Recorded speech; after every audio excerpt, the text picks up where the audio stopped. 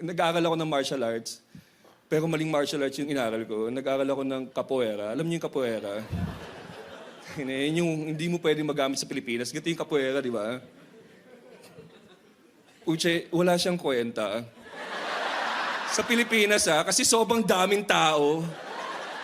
Isipin mo nakipag-away ka sa loob ng MRT, rush hour, sa Cubao Station.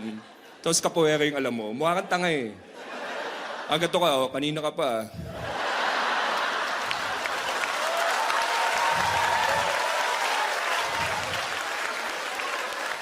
Capoeira to, gago.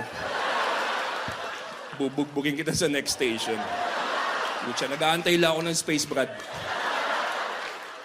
Maraming bababa ng Guadalupe. Hop!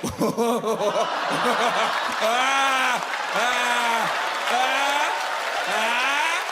Ah! Oh, may pumasok ulit. May pumasok.